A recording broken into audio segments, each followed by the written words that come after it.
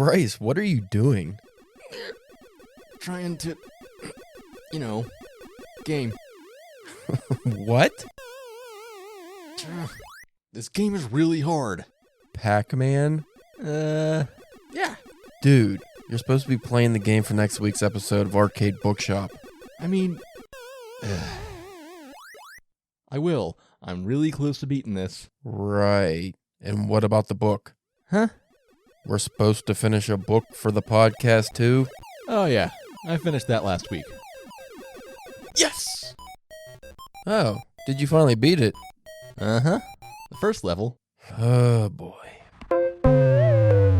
Listen up now, we're gonna leave on. Get ready for Arcade Bookshop. With your phone, we play a game, check it out. Don't be lame, listen up now. We're gonna leave on. Get ready for Arcade Bookshop. You can listen to new episodes of Arcade Bookshop every other Monday on Spotify, Apple Podcasts, YouTube, or wherever you get your pods. You'll always find us with a controller in one hand and a book in the other.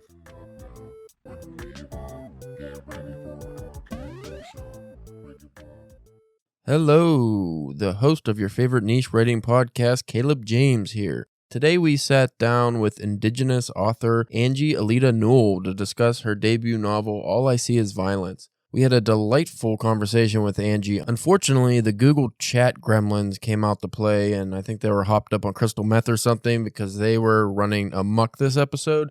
I did my best in post to cobble things together and make it a suitable listening experience, though there is one thing I could not get rid of, and that was this audible clicking for some reason that happened whenever Angie was talking. I promise you her mic was not a tin can in an old boot. It just, I don't know why it came out that way. Maybe it was the distance. Other than that, we had a really fun conversation. I think you'll enjoy it, especially near the end when we get into some serious alien talk. Things steered in a weird direction and it was a lot of fun. So I think you folks will enjoy this episode.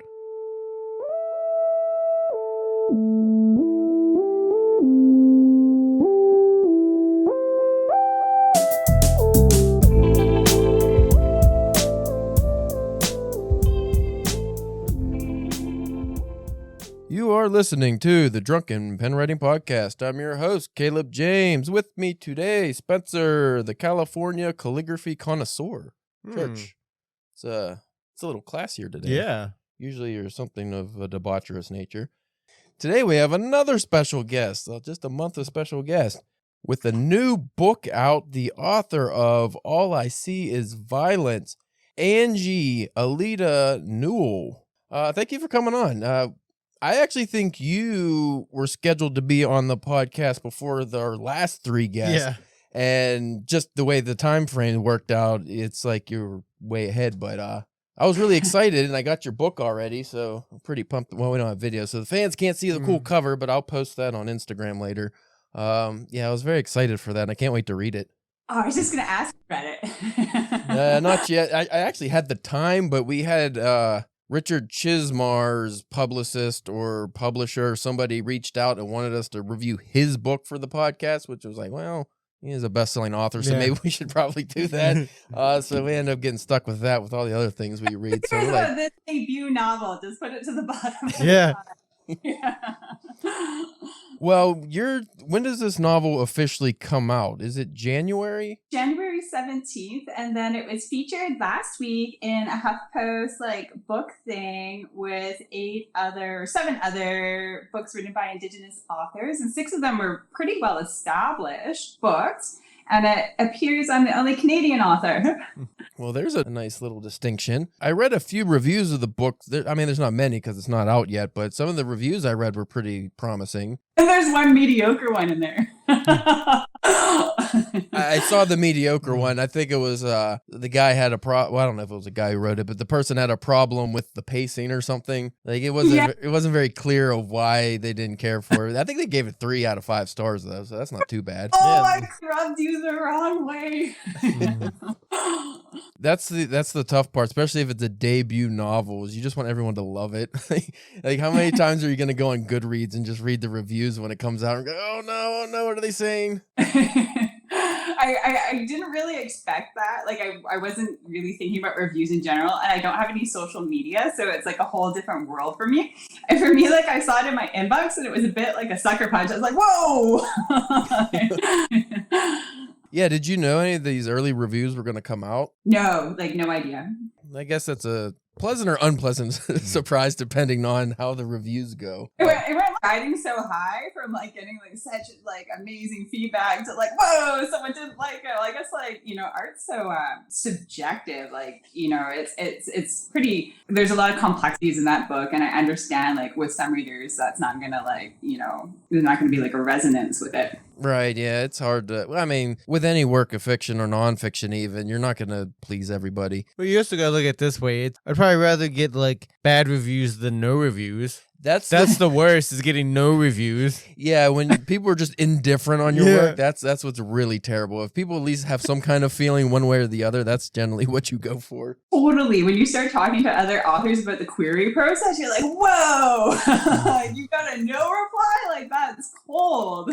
You just straight up ghost the person. Oh, that's the worst. Yeah. Especially if you submit to any publishers or trying to get an agent, and then they're just, oh, we're not even going to respond to you. You're not worth the effort. It's like, oh, man. Are they right? Person, you keep on checking your email, you're like, is there going to be something? Well, you're just going over your bio. I mean, we had an archaeologist on the podcast, and I think that's as close as we got to like an academic writer. Yeah. So you are a historian? Yeah, I'm trained as a historian, and I also have degrees in English literature and creative writing, and I'm originally from the Northwest Territories. I came out through social services, so I ended up in New Westminster with one of my brothers, which is like kind of like, how do I put this nicely? It's like the outer edge of like Vancouver, and it's not over. Like it's not nice. Like what like a shitty suburb be in the United States? What compare this to? And people from there have like strange pride for it. Like they just like love it. But like as soon as I could, I'm like, I gotta get the hell out of here. And so I ended up at university. Huh. It's an interesting trajectory. Yeah. What made you want to write novels? I wanted, you know, like when you're a little kid and they ask you what you want to be, like it's like from like 6 onwards, I'm like, well, it's either a princess or a writer. Like, take your pick. The princess thing didn't work out, so I had to stick with the writing. I mean, I had the exact same option. Yeah. It was either princess or writer. And I still kind of think the writing thing might have been the bad way to. Princess is way more, like, it's a better life, I think. Yeah. Yeah, that's a hard gig to get, though. Like, there's only so many openings, and there's, like, it seems like there's a real, like, pedigree to, like, get in there, and I don't have any of those credentials.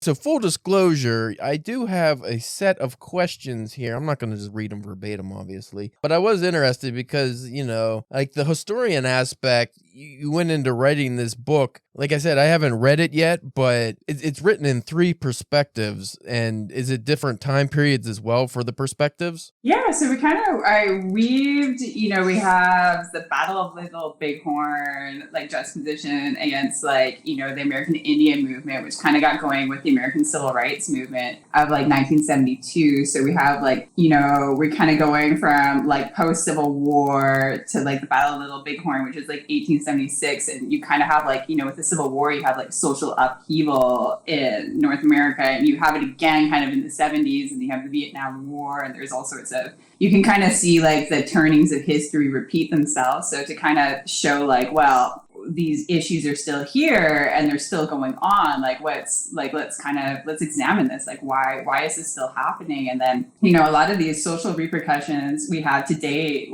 you know, in indigenous communities. So this is, you know, it's pertinent, like it's still going on. And I'm trained as a historian, and I started with nonfiction writing. Do you guys read a lot of nonfiction? Not really. No, not too much.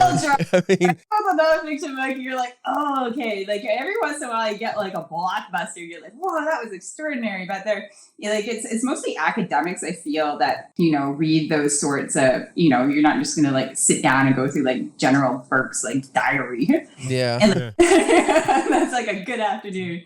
And so I have children. And so I wanted to, kind of make like this history accessible. So I applied my historical knowledge and my academic, research training into making this novel. And so I just let my imagination run wild and apparently have issues with pacing. Debut novel, you can't win them all. I haven't read it, so I can't judge the pacing, but I can't imagine it's going to be terrible or anything. Obviously, it's a published book. I mean, what more do you want? I don't know why people have to be so. I think that when I read that review, by the way, it came across as one of those people who were like, well, I have to say something negative about, like, I can't just, like, they want to toe the line of just being like, this can't be a great book because my level of what is considered a great book is one of the all-time classics. So then anything below that, they just, they always have to find something negative, almost like the compliment sandwich. Don't you just always want to reply to those people and like, and how many books have you wrote? Yeah. How's your pacing? I feel like my cover can like compensate for that. Like, so like for the cover, like I think it's pretty rad. I worked with a graphic designer named Neil, and I was like, I want something that looks like Black Flag and Jack Sparrow made a wanted poster. I was going to mention that later on the show. You really should get this cover as like a t-shirt or something. Because our last guest, David Smith, he has a really cool cover for his book NSFW. And I mean, it's kind of, it's almost like this, except for it's just like a neon trippy thing. And he was wearing the shirt, I think, wasn't he? I thought he was wearing the shirt. I'm pretty sure. I don't remember. Yeah, he sells the shirt merch. And I think just the cool cover. Yeah. Why not? That's amazing. I would highly recommend going down that avenue because then people are like, what is that? Oh, and then it says a novel right there, so they can look it up. It could be like, like when you see like a band on tour, you could be like, put like the date on the back. So obviously this is your debut novel, but what writing have you done before this? Short stories, anything else? Any failed novels? It seems like everyone we talk to has a bunch of failed novels that nobody knows about in a closet. For sure.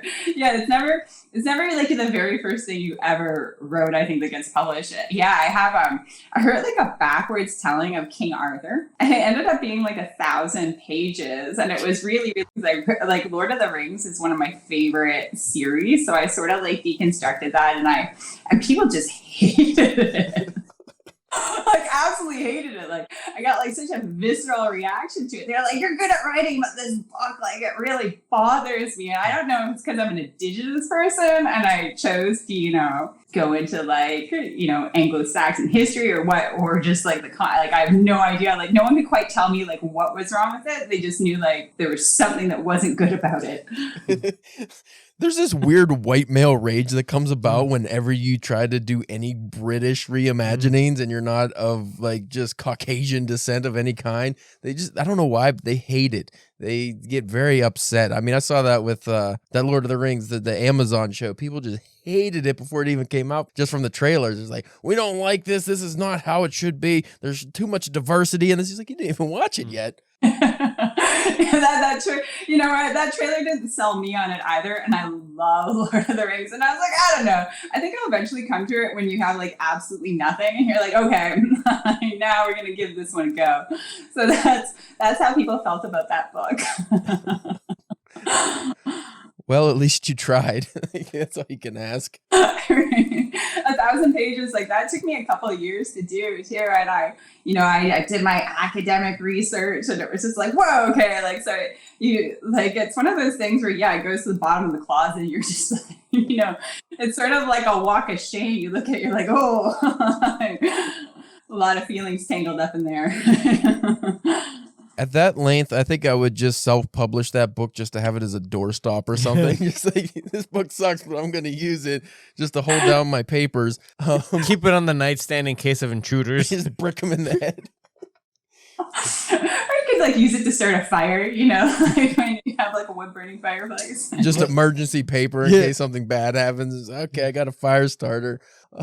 Did the people who read it did they actually read all 1,000 pages or they just give up halfway through? I think only like an imprint or Random House did. They were just like, no. I was like, oh, all right. At least they read it. Oh man, maybe it was just too soon. Maybe now that like the Lord of the Rings is making a comeback, maybe you can. They've been doing a lot of King Arthur movies and stuff too. Maybe this is the time you try to re-release it. What's crazy is that I didn't have like like everybody's white in the novel. It's just that it wasn't written by a white person. I didn't like, make anything. I didn't go like Bridgerton on that where, I would go back and just completely change it then and just do whatever you want with it and just make it crazy and get rid of all the white people and see what they do just for fun. Yeah, you gotta make it, you gotta go like full like surreal at that point. You gotta go like straight to hobbits. So since the King Arthur thing didn't work out, was there anything that really pushed you to write this novel in the way that you did it? Or did you just, it's a story you always were interested in as a historian and just wanted to tell? Because you go in, like I've talked about before, about the 3 different perspectives. You don't just go in from the indigenous people, you go from other perspectives as well. Oh yeah, I got a cuss there. Well, I was originally married to a white person, so I feel like I have like real insight into that. But no, it's I originally was gonna write it just from Custer's perspective, and I started researching that and doing that, and it was just like too difficult. I was like, this is really challenging as a writer. And then in my research of talking to indigenous elders, this one gentleman, he just turned to me and he said, "Did you know that there was women warriors?" And I had never really thought about that.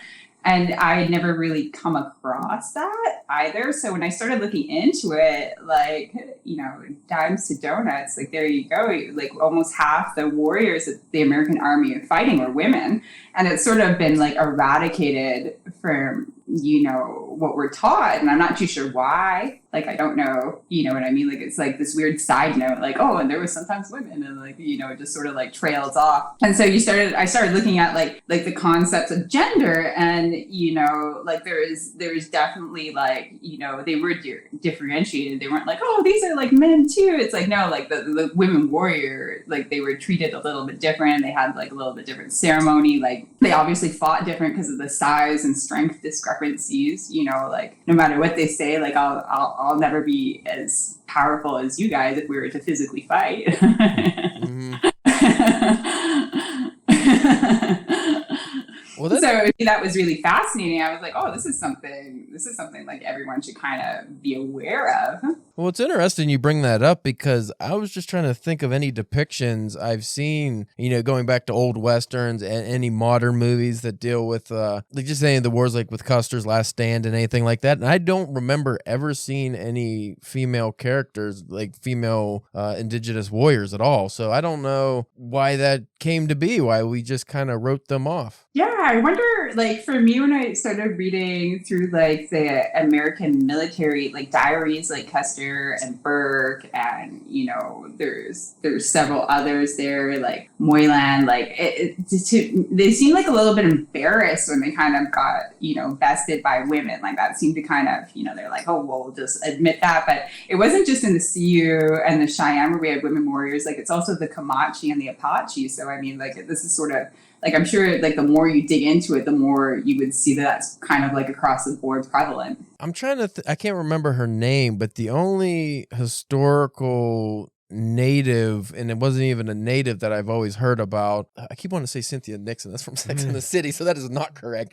Oh, she's amazing. Yeah. I don't think she's native, but it was, I can't remember her name. I don't think she was a pilgrim. She was a white person who was kidnapped, and then she ended up staying with the tribe. She got, quote unquote, kidnapped back and didn't want to live in like what was considered civilization, like a major city or anything. And I think she ended up going back and living a native life. And that's the one I always hear about, like when it comes to the women. And it's like, it wasn't even a native though. It's not a native story. Is that Quanah's mother? Like the famous chief? Like he was half. Yeah, and I can't remember her name. I want to say it started with the C. I don't know why I'm saying Cynthia here. Also, something when I was going through my research is that interracial marriages, like that was highly prevalent as well. And they actually, like, they had such problem with the white Americans who married into these tribes, and they would go to live, within the Indian communities. And same thing, they were like, oh, we're not going back to that. We're not going back to Deadwood. There were staying here. And so when they start negotiating treaties, they had to actually ban the white people from it because the white people knew what was going on. They were like, no, like they're giving you a bad deal. And so they called them squaw-men. And they were like, no squaw-men in here. So like they knew exactly, you know, like what they were doing. Like they knew that they were essentially fucking over the Indians, like, and they knew what steps they had to take to manipulate it to get it to go the way they wanted it to go, the U.S. government. Yeah, and I watched a few documentaries. I'm going to completely butcher the name, but you are from the Lindy Quay? Yeah, Dene. We're a massive group in the Northwest Territories.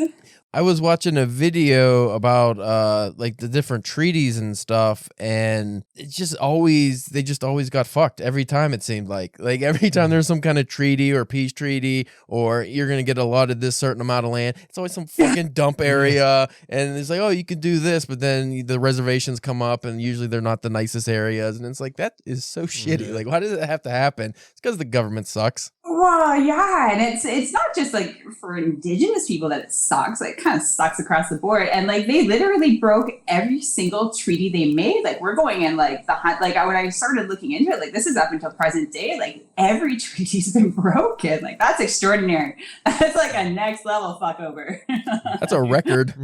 We have 100% fuck over rate. That is, I mean, from the people doing the fucking, that's good, I guess. I thought like 50%. You know, I was like, yeah, you know, like 50. I was like, whoa, no. Like we're at 100. We're batting 100. You kind of wonder why people still sign them with us. Like, yeah. Well, I mean, like, word is not bond. Yeah, every time I watch any of those documentaries, I just get very, very angry. I'm trying to remember what that series was. I didn't watch all of them. I just watched a couple of them on YouTube. It was, I want to say like the Lindy Quay Festival or something. I don't think that's correct, but I might still have it on here. Because I just thought it was really interesting, but it's always a little bit infuriating, right? Because like now I've like spoiled it for everyone. Like they get fucked over in every treaty, so whenever you go into something, like no, that's how it's going to end. It makes you wonder why you'd even go to the bargaining table anymore. Yeah. Like why? What's the point? Yeah, like there's I mean, yeah, I know. I got nothing to say to that. I guess it's Well, it's not even just the historic fucking over. It's the fact that it still happens. Yeah. It's like anytime there's a new, we want to drill for oil. Well, it's these people's land. Is it though? I mean, technically, we just gave it to them. We could take it back, right? Like, it's fucking shitty. Yeah, they kind of like structured it so like we're wards of the state. So, you know, we can't make decisions because we're incompetent in making decisions. So they have it sort of structured that, you know, like in a paternalistic, like they structured it knowing that they would eventually want to fuck you over. You know, I don't know if you have children, but every once in a while you like set up an ultimatum where you know you're going to win. Like you could have that cookie, but just doing a treaty with your kid and just screwing them over so they don't get. You can have this cookie, but guess what? Next week you're not getting any cookies. We get all the cookies. Get used to it. The cookies are now wards of mine. We will trade you. You get this one cookie, and then we get the whole cake that comes next week. We get your birthday cake. Yeah. You don't get any of it. And you know what? The birthday's canceled too. Yeah. But we still get the cake. We get the cake. You don't get the birthday. You go work or something, do something terrible and unfun. What are the benefits? Because I don't know much about reservations other than that they have their own laws, and I'm sure like the taxes and everything like that is different if they even pay taxes. What are the actual benefits though of reservations? Because from everything I've heard, it just kind of sound terrible. Like they don't sound the best. Yeah, I mean that's a pretty controversial issue. I personally, I think they're like, I mean, I think it's horrific. It's like a prison camp. Like if you leave the reservation too, you lose all your rights. So, I mean, like say where I'm from in the Northwest Territories, like we don't have reservations because we claim all the lands are. So like, yeah, you pay taxes and, you know, but you have more autonomy because you're like, well, no, like this is ours. So, I mean, like, to scrap over these, like, shitty parcels of land that, you know, most of the indigenous people in North America have forcibly relocated as well. So, I mean, that's not even, like, their traditional land. So now we're in, like, this weird, you know, no man's land. And so they gave them, you know, what they perceived as shitty lots of land, which, you know, 100 years later turned out to be incredibly resource rich. So you got oil, uranium, like different precious, semi-precious metal, like, you know, like it's karma. That's when the modern fucking begins, because then they're like, oh man, now there's oil and there's all these precious resources that we didn't know and we gave it to them and now we're foolish. So how can we rework this and just get it back? And it's just terrible. Right. So that's why I think like Killers of the Flower Moon kind of goes into that. I remember reading that nonfiction book and I saw there's a movie coming out. So like this is like my book's about land claims as well, because they wanted the Black Hills, but then they found gold there. And this is what Custer's Last Stand is essentially about, because they're like, they were like, no, you got to get off of there because it's gold. And they were like, whoa, hey, this is like our sacred, this is like our church. Like you're taking away our cathedral. And they're like, there's gold. Like you got to go. So I'm like, it's a real mess. Yeah, and just growing up, we only got the whitewashed history version of, you know, Custer, oh, poor Custard. And it's like, maybe he was a bastard, though. Like, we weren't taught that he was a bastard. We don't get taught any of this stuff. And then when it comes out now in adulthood, because thank God the internet's so, you know, resourceful with, well, some of the information. Not everything you read on the internet's beneficial, but it's just that you read about this stuff and you're like, why did I never know any of this? Like, why were we taught this very bland, watered down version of history? It's like, oh, because it doesn't make us feel bad about ourselves. It doesn't make us feel bad about what our ancestors did, because, you know, the winners don't want the quote unquote winners they don't want to feel bad about what they did and what atrocities they might have committed. So they try to make it seem like it wasn't such a bad thing. And that kind of alienates everyone else, especially the people where these things were perpetrated upon. I think that needs changed, and that's probably not going to change, especially now that they just banned books in history. But, that's another thing, big digression. As a historian, how mad do you get that they ban certain things from being taught now in schools? I get more mad about that than I do the treaties. Like, it's outrageous. Like,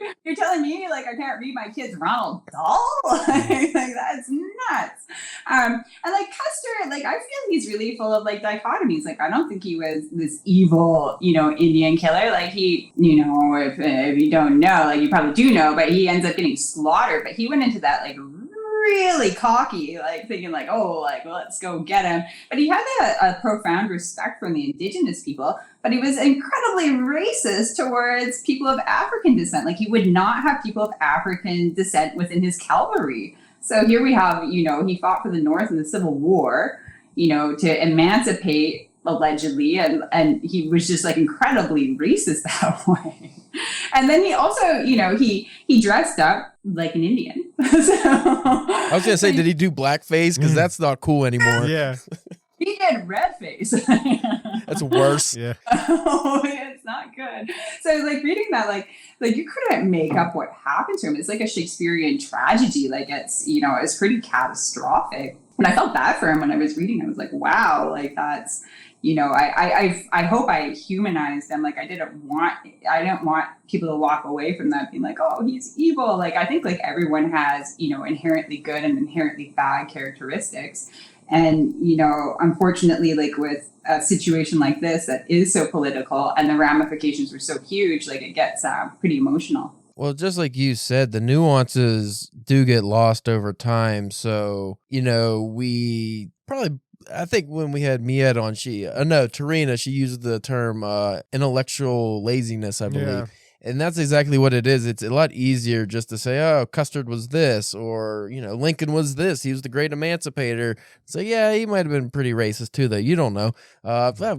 I'm not a historian, but I believe he did not hold the best beliefs. But most of these historical figures, they're not just one thing. They're just as good as they are evil. And if you really look at it, most, other than maybe like your Hitlers and Stalins, most people aren't just evil. You can't just say, oh, this was just a bad guy, because in their mind, they're doing the right thing and they're the hero in their own story. So it's like when you're a couple hundred years removed, it's easy just to look at it and go, oh, look what they did. But you don't know what it was like during that time to be alive. So I think that's where fiction definitely comes in handy, because you actually can get the viewpoints and the, not necessarily ideology, but just the way people thought in certain periods of time, which is why I get so pissed when people want to like ban Huckleberry Finn and stuff. It's like, well, it's kind of important though. People read that. 100%. And like, I'm inspired by the classics. Like like what inspires me as a writer is modern literature. I had a tough time getting into a university in North America. So I ended up at university in England, who welcomed me. And, I was not only like the only Canadian at this university, the University of Chichester, like, of course I was the only Indigenous person, and I wasn't treated any differently, like, amongst all these, what's the politically correct term for white person? I don't think we got one. Honky? Cracker?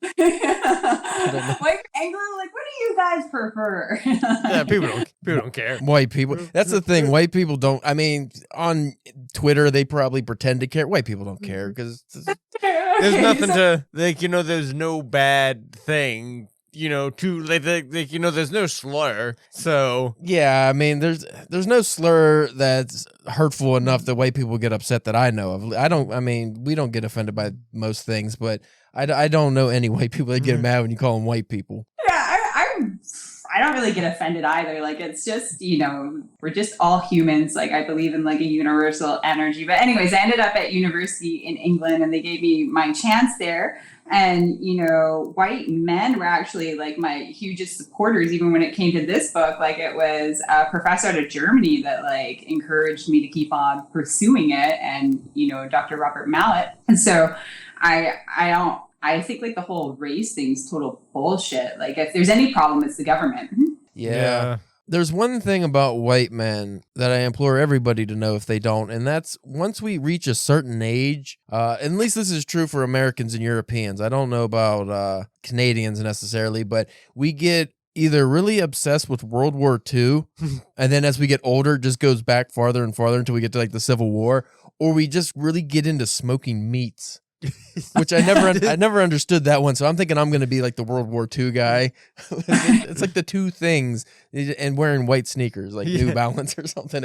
All of a sudden you're cutting grass in those, but a lot of khaki shorts. Yeah, that eventually, or cargo shorts. Yeah. To be honest with you, all those things are amazing. Like, I love World War II, I love smoked meat, and I like white sneakers. So, are you a middle-aged white man? Khaki's a weird thing because it looks like you're not wearing anything.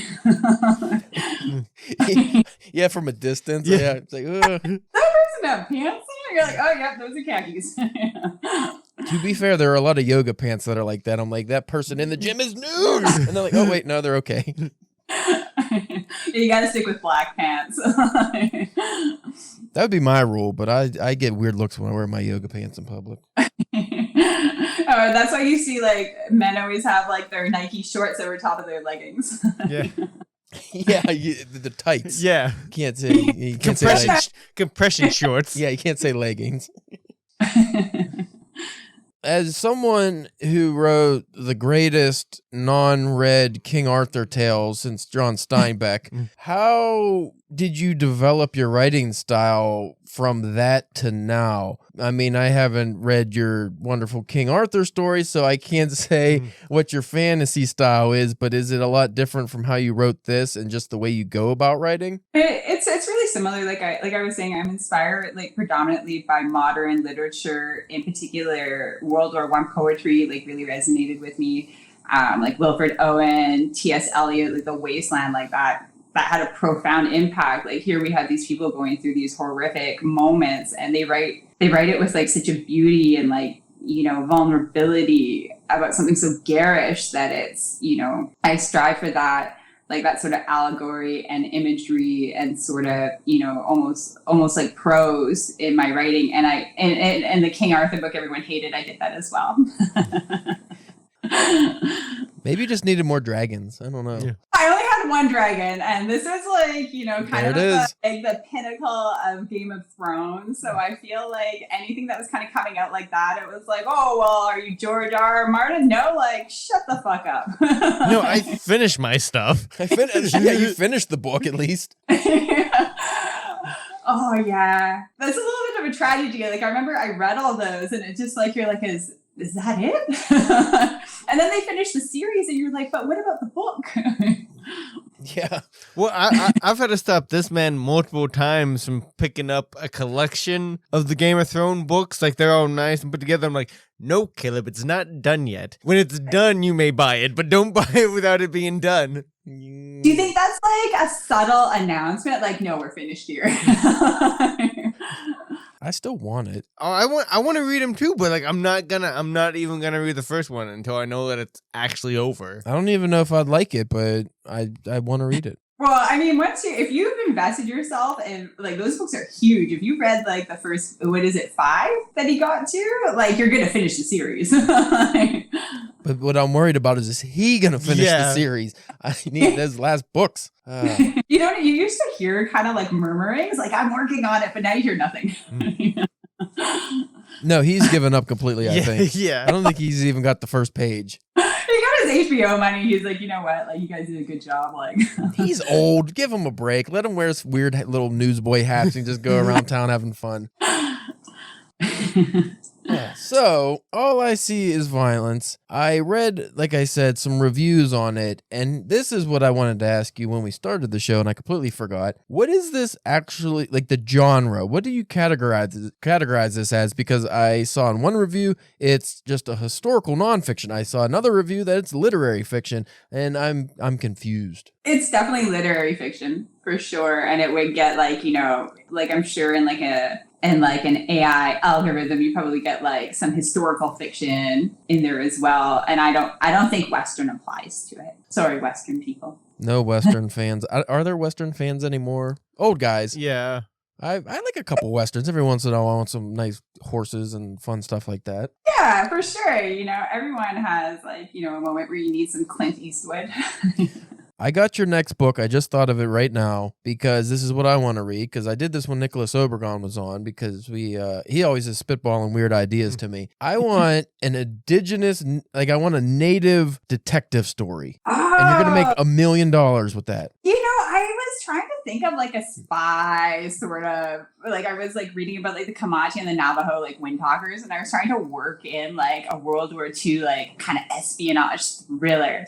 That would be fucking cool as shit. There's this comic book. It finished probably like a decade ago, but it was like I think it was a Vertigo, so they were able to do a whole bunch of crazy stuff. But it was called Scalped, but it was about a Native American FBI agent who got sent back to a reservation as like a spy to this like the guy who was running like the casino was like big into like crime and like mobster kind of stuff, and it was like to try to catch him. I haven't got around to finishing the series, but it was always a very interesting I would like a native Goodfellas too. That'd be cool. That'd be or like a indigenous like casino.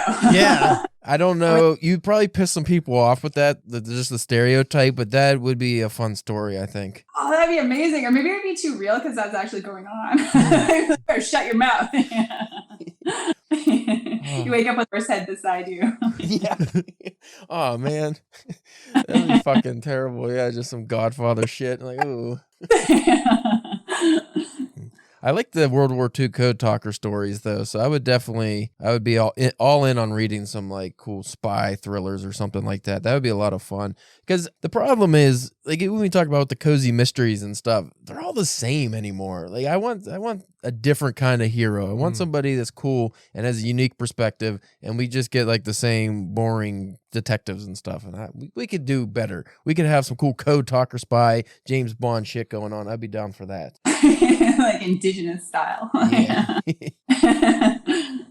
it depends too how much you'd want to like ham it up too. Like you can really go hard with that, or you could just keep it like, you know, a little more subtle. Yeah. Probably the subtle would be the way to go. But like I said, if you're writing it, you could do that. If we wrote that, we would have to be very subtle. We couldn't just go hamming it up with all kinds of cool, fun stuff. I have like no censorship. Like I just like let my mind take me where it wants to go. Like I think like censorship and like people are sort of like, we're living in a strange time where people are being forced to sort of like self-censorship. And I think that's a total tragedy for art. I agree. I think it's like the things though that you choose to censor. Yeah. Like, because like, I can get like some things being upset about some stuff, but it's like the stuff that they're deciding to censor, or like we were talking about earlier, the books to ban. It's like, those aren't books that need to be banned. No, it's just, usually it's just like the message that they want to promote is not in those books or something that's stupid along those lines. But I don't know. I am completely against censorship as well. And I think if you offend people, usually you're probably writing something that's important, or at least, I mean, it depends. If you're just going like, oh, I'm going to gross people out, or I'm going to be overtly racist just to piss people off, that's a different kind of thing. But if you actually have a solid message and themes you're touching on, and it just happens to offend people, then that means you touch some nerves, and those people probably should evaluate what their ideals are. I was just going to say that. It's those people that are racist. Pretty it's much. Like, if that got to you, like there's something wrong with you psychologically. Like don't project your hatred on me. Like if I want to read Huckleberry Finn, that's my business. Exactly. Like that's one thing I understand. If you don't want to read something because you think it's going to offend you or even your kids, but why would you think it's appropriate to stop somebody else from reading it? That's when it's always weird. Even going back to like 90s rap, the crusade against like Al or Tipper Gore. Yeah. The crusade against rap music. We have to get rid of it. It is ruining the generation. And it's like, fuck off. Why can't these people, like, it's not your kids, then why do you care? Well, like one of the biggest things you learn as a parent is you can't actually control other people. Like I can guide my kids, but I can't control them. And like you're kind of like seeing this, and we're talking about like the paternalistic policies of the government against the indigenous people. Like that's what's going on. They're trying to control people, and you're kind of seeing this spread out into other factions of society, whether it's art, like it's. You can kind of guide people and be like, you know what, like it's not right to think like that. But at the end of the day, you can't control their thoughts unless you want to get into like a really crazy book. Yeah. You know, kind of Westworld was going there at the end there, you know. I don't know if you guys watched that series on HBO, but it was pretty amazing. They had like that bell tower. Yeah. Just the controlling thoughts things.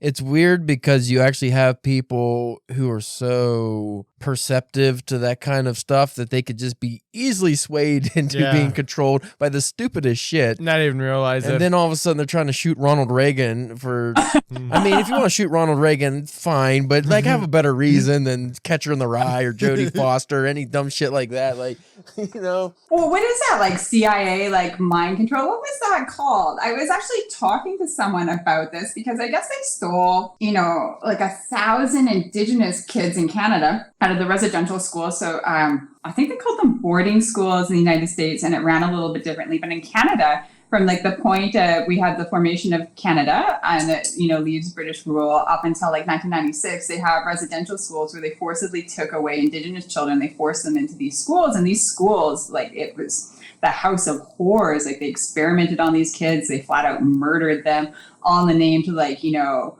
dehumanize them essentially. So they're no longer Indigenous, to like make them conform to being Anglo-Saxon. But it wasn't even that. They were viewed as like subhumans. Like they had higher death rates than Auschwitz. Jesus, yeah, I never Wow. even heard Yeah. of that. I've heard of some of the stuff in Canada because Trudeau, I think, was talking about it, not recently, but So offensive. His dad ran those schools, and my mom and all her siblings went to them. And so, like, I know firsthand, like, what went on there. Like, we had physical, sexual, like violence. And anyways, the CIA, I guess, the American CIA stole some of these kids, and what was that called? It was like MK Ultra mind control. And they were, they would like program these kids to like, do different things. And they took kids that like were perceived as like had like psychic capabilities. And like I kind of go into it in my novel, but like surrealism was like a big part of it. Like I'm working on a novel right now about Geronimo, and apparently he could like summon the weather. Like there's like some magical capabilities. Indigenous X-Men. Yes. That's your next book. That's your comic series. Right? That was just like natural. They didn't have to be like experimented on. Like those like magic that was just there. And then like, so Geronimo worked with a warrior woman, Lozin, who's kind of been eradicated from history as well. And so they evade the American army for 20 years because she can remote view. So she can determine where they are just using, her mind's eye. And where I'm from in the Northwest Territories, remote viewing was something really developed because, we go into like -50 and like, you find that caribou or you die. So people who had these abilities, like, they would get really worked on to be able to tell where the herds were. Yeah, that was really cool. I read a few things about that, and I always wondered if that was something that, like you were talking about, like these reformation schools. I didn't know that they actually tried to utilize this, probably for war or, covert Spying. options. Yeah, stuff like that. I definitely didn't know Trudeau's dad was involved in that. And Justin Trudeau, like we have women in Canada, Indigenous women in Canada being forcibly sterilized under Justin Trudeau, like thousands of them. Like that's eugenics. Do people hate that guy? Because I hear a lot of Americans now say that he's like fucking crazy. It's a total embarrassment that he's celebrated as a political leader in Canada. Like here we have someone who has a colonial racist background of exploitation, and it's still going on. you know that's something whenever like Americans are like, your political guy is fucking crazy. No, this makes Donald Trump look like, mall. And Trudeau definitely did blackface or brown face. I think he was supposed to be like Indian or something. If that's just a one-off, more times than he could probably remember. Like every Halloween, he's like, "Oh, what ethnicity?" That's just his go-to. Pakistani this year. Like, fuck you, dude. I think he's got a headdress on. It's like, oh God. Well, you don't understand. It was a different time back in the late 80s. Like, we didn't know better. It's like 2005. Yeah, he is pretty young, I guess. Like I said, I don't know much about Canadian politics because our politics are so ridiculous. So it's like you can't focus on too many things. I know it was, I always want to call him Winnie the Pooh, China's president, Xi Jinping or whatever. Yeah. He kind of made Trudeau look like a bitch, didn't he? Like he went up to him and was like, hey, quit fucking around or something. And he was just like, okay. Someone had to do it. No, he can't go anywhere in Canada. He just gets booed and they throw garbage at him. And it's just... I feels like he's been the leader for like 15 years now. Yeah, because it's not like terms, right? Like how we have like 4-year terms. Isn't it kind of like you're in there until somebody gets you out? It's a dictatorship. He's just Putin, but like I guess more polite. It's Putin without like any real muscle. A soft Putin. A soft Putin. I bet Putin's insulted. He's like, don't compare me to Justin Trudeau. Put it this way, when your country is stereotyped as being very polite and nice to people, and they're like, fuck that guy, there's probably something wrong with that guy at some point. Like, you have to look and like, maybe get another guy to try it out. We had the trucker convoy, which got like zero press, but pretty much they should have just renamed it Fuck Trudeau. Like, everyone had a Fuck Trudeau flag. Like, you put that sticker on, like, you're like, and it's still going on now. Like, people walk around with like Fuck Trudeau t-shirts. Didn't he like freeze like the truckers' bank accounts and all kinds of shit? It was crazy. It was like your equivalent. It was like probably even, well, maybe not. It was on par with like your January 6th, where it was just like, whoa, like what is going on here? And then they made it so they made like all this legislation that like white people can't protest. What? And so we have, yeah. Canada's like mostly white people though. Indigenous and white people, right? Yeah, well, it was a trucker convoy. Like, it was heavy Indigenous involvement, and also like people from India, like people of like Sikh descent. So like this is a really multicultural, like fun Canadian event.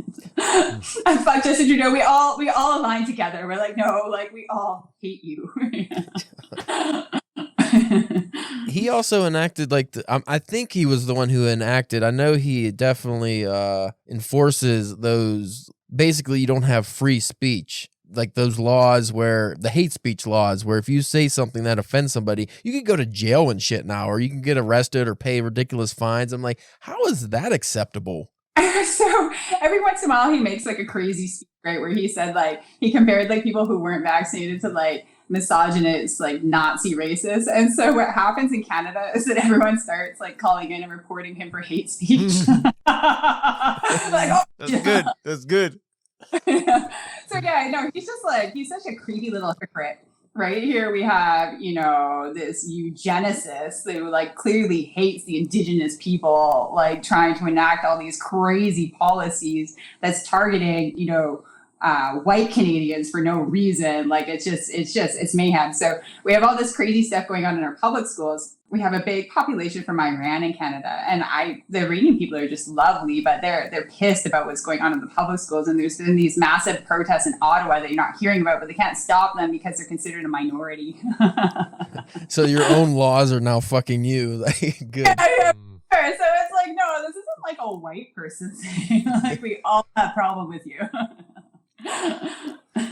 Well, Canada's history is pretty strange anyway. It's very unique because it kind of goes along with US history to a point, but then like we had the Civil War, and then we have, everyone in the South's racist, and we just lump people into these categories. But for some reason, people just completely ignore how racist Canada has always been, especially towards, well, I think that's why, because it's towards the indigenous Canadians. So there's like, we don't care if they're, just bad things happen to them. So they just ignore that. And it's like some of that still goes on. And it's just like, why is that not a pressing matter? Like, why do people not know that Canadians are just racist against indigenous Canadians? Yeah, and it's not, I wouldn't even say, like, I would say again, like, I don't think it's the average white person that's racist. It's the government, which stems the British monarchy, right? Because we're a Commonwealth country, and they're incredibly racist. Like, they want this land, they want us dead. Like, once you realize that as an indigenous person, you kind of get on with your life. You're like, okay, I can navigate this.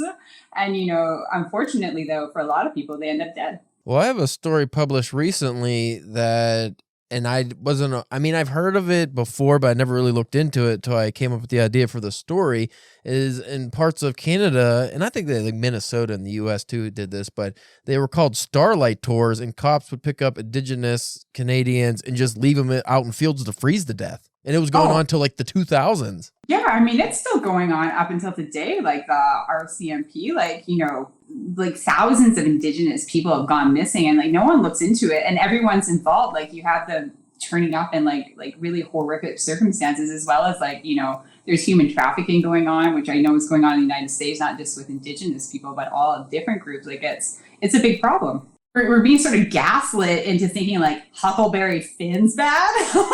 Yeah, really. Yeah, there's a lot worse things going on than that. Well, the issue is when the government is protecting the perpetrators of these atrocities or the ones doing it, because then what do you do? Yeah. Like, what do you do? How do you go, hey, government, stop being a fuck? Like, you can't. I mean, you could protest, but in Canada, I guess if you're white, you can't protest anymore. That's weird. How is that a law? Like, how does that work? I don't know. Like, what are they going to do? Like, is it going to be like Nazi Germany? We start issuing papers to like prove like ethnicity? It's gonna force them to go into blackface to protest. What I don't understand what's true to utopia? Is it just like this super flamboyant, no white people? He's fucking, like you said, he's the whitest of whites. Like, I don't understand how, like, what, I don't get it. I just don't. It boggles my mind. I feel like there's no end like planned out, you know what I mean? Like they're just kind of like going along, and it's like, they don't know what to do, so they're like, let's ban some books. Is Canada bad for banning books? I own probably more than 1,000 books, so like I'm not too sure, but like I read my kids those classic books, like like Peter Rabbit, like those are a little bit dark. You're like, whoa, that mom cat's like beating up her kittens. Like, what is going on? Because they're from the 1920s, right? Where I guess like kids got smacked around. Yeah. That's when you look at your kids like cockeyed and see like things aren't that bad. Yeah. And I know they were trying to ban Peter Rabbit, so I'm sure it's going on to a certain degree. I'm not too sure. I don't think they'll get very far. Have they gotten far with that? In the U.S., in Florida and Texas, there are a lot of books that are banned from libraries now. I'm sure their goal is to make it so you can't even buy them, but I don't think that's going to ever... Yeah. That can't come to fruition. I mean, well, we said that about, like, the abortion rights, too, so... True. Yeah. But... Oh, in Texas, like I'm sort of surprised. Aren't those like your what are those like the Republican states? Yeah, Florida and Texas are big Republican states. The issue is, and it's very strange, that the super freedom people are also the ones that want to restrict people's freedoms the most. And that has to do with the Christian side of things. Like, they're very religious. They're not. No. Let's say they're fucking not. They use it. Yeah, it's like a morality flex. They're like, yeah, I go to church and I don't give a fuck about the Bible. I go to church every Sunday, then I go to Chick-fil-A and treat... Well, I guess they could on Sunday because they're sick. No. I go to the fucking, Mad Mex and I treat all the employees Waffle like House. shit. Yeah, I go to Waffle House. They wouldn't go to Waffle House. Too much fighting. You can't fight people at the Waffle House. They'll whip your ass. Anyway, yeah, so Texas and Florida, though, it's their governors, basically, are fucking crazy people. And then they just want to... Really what it is it's just anti-gay people and trans people. Like, they hate them so much that they're banning anything that can relate to that stuff, and then anything that relates to slavery. That's their main objectives. What their ultimate outcome is, I can't really say. Like, what they're hoping to achieve by banning these books and speech and anything like that. But then the left in the U.S. is really crazy, too, because it's just the opposite. It's like, whatever those people... We want to ban what they like, and it's just stupid. Nobody wins. So it's like toddlers fighting. 100%, Yeah. except for it's not as funny to watch. No. You can't just like punch the person back in the face because they punched you in the face. Doesn't make it right. Basically, yeah. I had one more question because we are reaching the hour mark. Okay, I was going to say apparently a parent, and that is stupid to me. No, you have a podcast coming out, apparently transparent. Yeah, I've been working on it with a former professional skateboarder from Scotland, so he's white. And we've been like exploring a whole variety of topics. Like, you know, we've both seen UFOs. Have you guys ever seen UFOs? I've seen many things they're unidentifiable to me. Yeah. That could be because of the drinking. I don't know, but I have seen things that I cannot explain. But UFOs, now I'm questioning the nature of my own reality. Well, so like, do you think that there's actually UFOs, or are those like advanced? Like, I saw them in the United States, or are those like your advanced weaponry? You know how like the Nazis had like the bell? I think it's just I used to think that, but then as I got older and I realized how inept the government probably is and not able to do that kind of stuff anymore. I always thought it was military test, which would make sense. But this is where things get muddled. They get very muddled. So like you said, the government's very inept, but then that could also mean that's why we're seeing these stupid things is because they're stupid idiots. But then I saw how we treated the fucking Chinese balloon that went across the whole entire United States. And I was like, well, maybe they're not so sophisticated. And then what really sold me on the fact that aliens and UFOs might not be real is when the government this last year, like, they're totally real. Yeah. And here's the actual aliens. Like, the Mexican government brought aliens in. Like, here's aliens. Here they are. And I was like, fuck you guys. You're just making it up now. I'm like, well, then who's actually abducting people and probing them? What the hell is I think going it's just on? a fun night for old Willie and his brother. And they got too drunk, forgot what happened, or don't want to admit. I think it's just they don't want to admit it because you never notice. It's not like in major cities when these people get abducted or, you know, you don't see anybody get pulled out of Boston and they come back with a tale like that. It's always like, you know, some bumfuck Appalachian guy or something. So it's like, I don't know. I believe, though. I hope. I hope the probing is real, yes. Well, that, but also the aliens and the flying saucers and stuff. Because my thought on that was always like, if we're the only thing in the universe, that's very sad and depressing. Yeah. Well, Well, like from an indigenous perspective, like I started looking into this because he had an alien experience. This is what our first episode's about. And I saw a couple of flying saucers in my time, which I'm not convinced is a flying saucer. I think it's your fancy airplanes. But when I started looking into it from an indigenous side, like almost all our creation stories, like we were star seeded here from other planets. And like they're like, you go out to the reservation again, you're in the middle of nowhere. Like everyone's like, oh yeah, definitely. Like sometimes we go on the spaceship. You're like, what? Well, what sways me to the alien side of things is not just the fact that all these indigenous origins are like that, but around the world you find a lot of indigenous people have similar origin stories and things they've seen in the sky. Because you have to remember, too, before the modern era of 1850 and on, the sky was just completely open and clear everywhere. Yeah. Well, I mean, I guess London and stuff before that, they had streetlights and stuff, but even then it would be way more clear now. But you didn't have all the light pollution and stuff. So you're seeing every fucking thing that's zooming by, and who knows what you could have seen. Yeah. From where I'm from in the Northwest Territories, we had Umaria, who apparently these are like giant blonde people who came and gave us fire, and they they taught us like remote viewing and a few other like magical sort of properties. And they could these people, like they had like little portals, they would just like disappear. And so like this is sort of like a common theme when I started looking across North America. And yeah, it trickles into South America and Central America as well with the indigenous people. So I mean, that to me that was kind of fascinating because I went into it like highly skeptical. I'm like, oh, I don't know about this. Like, and you every once in a while, even like within the indigenous stories, you hear of these like tiny little gray fuckers that are like stealing people and probing them. Like, what? Why are they always when's enough? I think they're just having fun now. Like at some point you have to be like, okay, I don't need to keep probing. I know what's in there. And it's dirty. Not like the best thing like an alien would have to do, you think? Like show up. You're like, all right, we made it. What have they just been checking everybody's prostate and making sure nobody has cancer? They've been very altruistic. You know what would be funny is if they came down and they're probing everybody for hundreds and hundreds of years, and it's like, actually, we have the technology. We could just scan you, and we know we don't even need to do this. We're just doing it for shits and giggles. Just testing out the probing equipment. That's what that thing is at your airport. That like.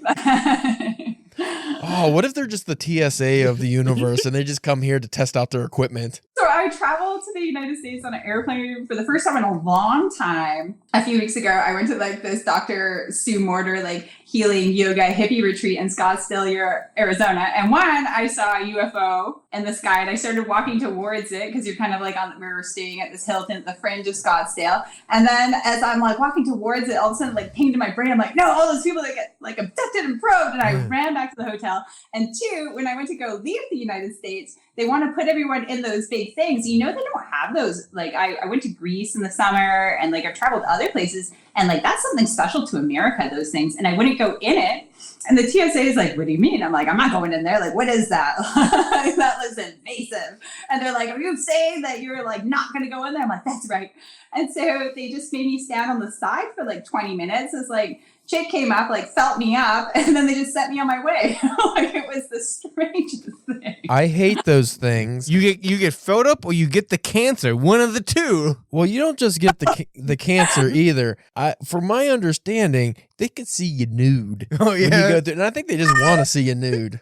Well, that's okay. This TSA agent like went in my bra, so I was saying to her, I'm like, are you buying me dinner now?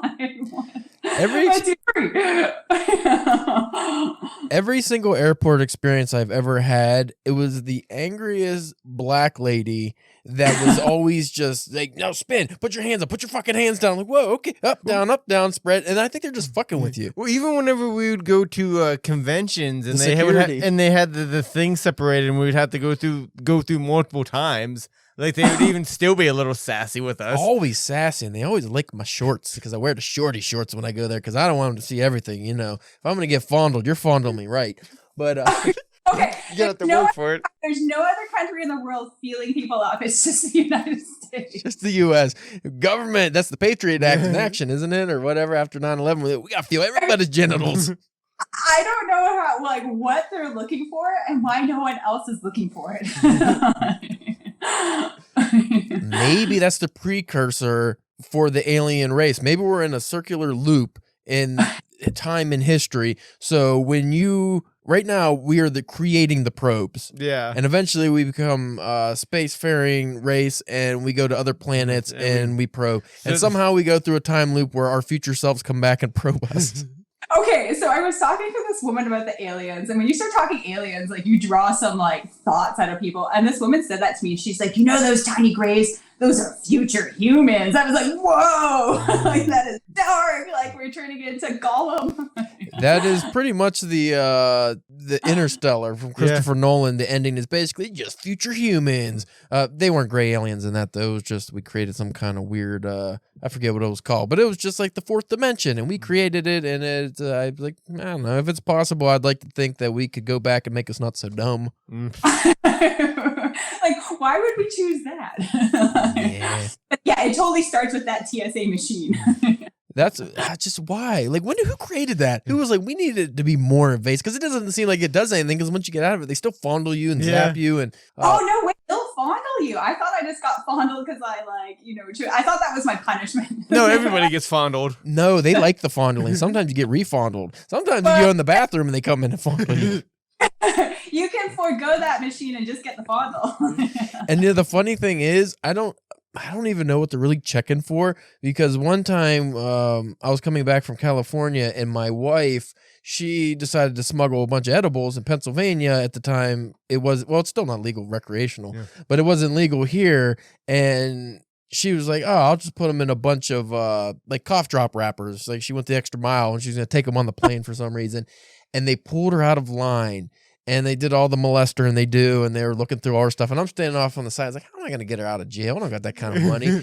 And then they just ended up letting her go. They didn't give a shit about any of it. I think they just wanted to touch. I think that's just what they like doing. It was like the hair gel or something. Didn't they like look at her hair gel or something? Because they had a lot of ladies over there, so they were using that, like, because you can only have so much. They don't want you to make a bomb out of hair gel. They don't care if you're fucking smuggling coke or anything else, I guess. Yeah, that's right. I didn't understand what they were looking for, and I didn't understand how, like, doing that you're gonna find it.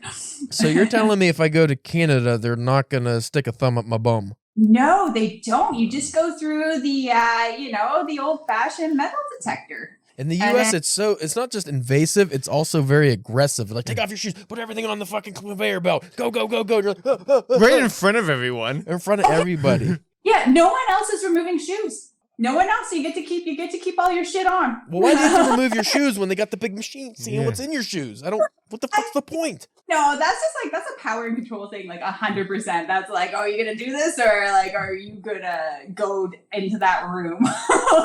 It's because we are in the dystopian future that our forefathers have warned us that was coming. And we said, nah, it won't ever happen. And it just slowly happens. And now you're getting molested at the airport every time you go. Unless you're rich. That probably doesn't happen to rich people. No, they just like drive up to the tarmac and they hop on their private jets. They're the ones doing the molestering. Oh, obviously. I mean, there was a whole island about that. There's probably like, on like rich people television, it's like reality TV where they just watch people going through the TSA screens. All right, one final question before we end this. So, and I'm already predicting where you're going, but are you team gray alien or are you team Bigfoot?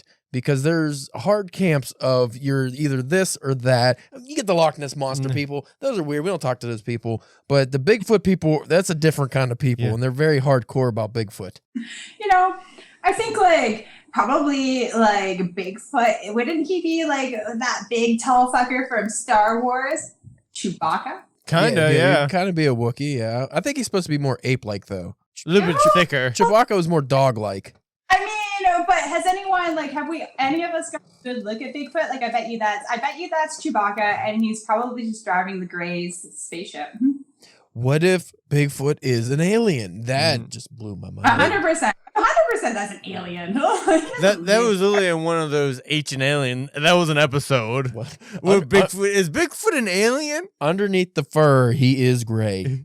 Well, no, I think he just like works for the Greys. He's hired as like a freelance pilot.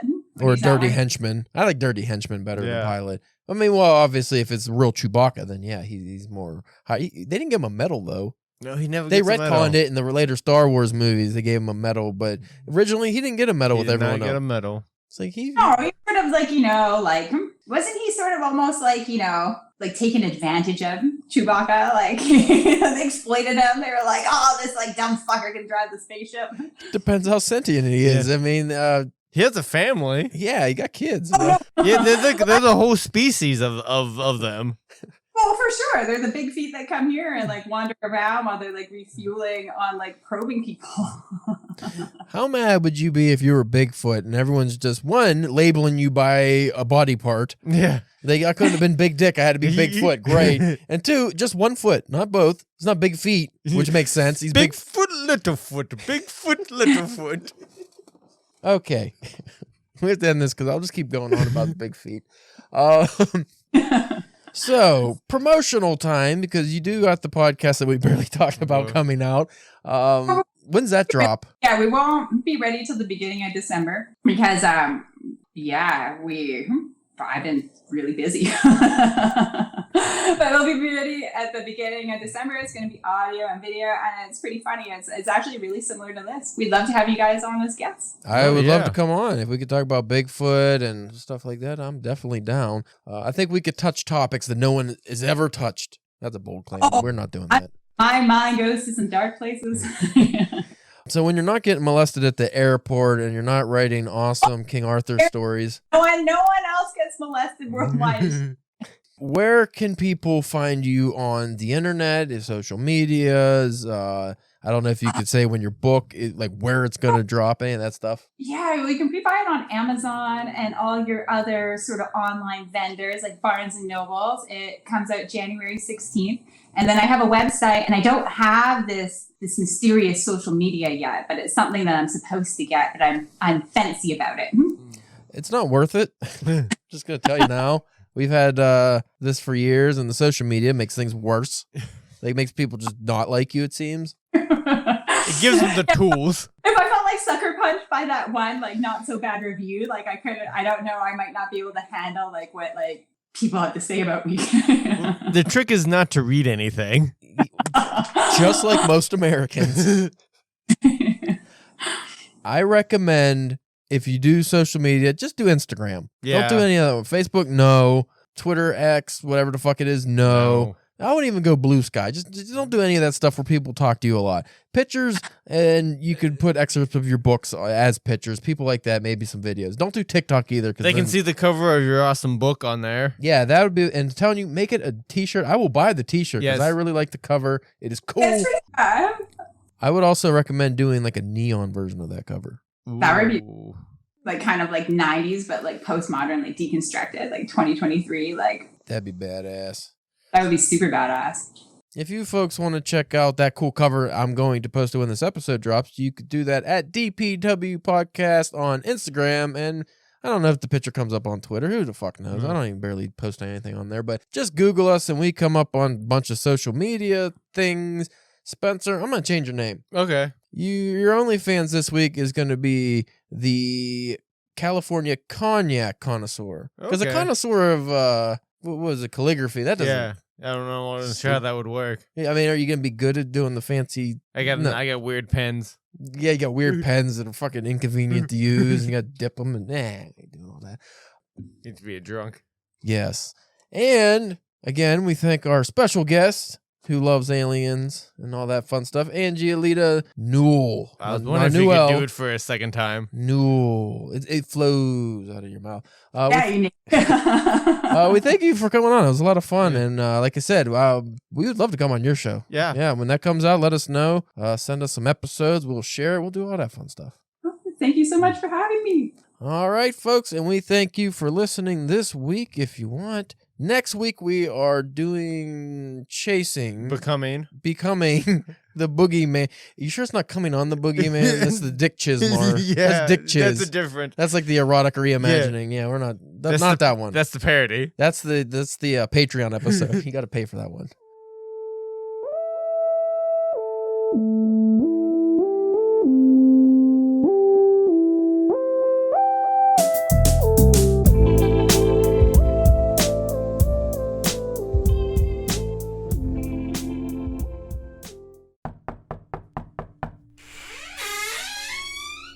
Hey, Caleb, you wanted to see me? Ah, Spencer, my good fellow. I've been expecting you. Yeah, so did you want something or Want? Goodness no. Require. require? Yes. I require your services for the briefest of moments. Okay. Surely you can see the predicament I'm in.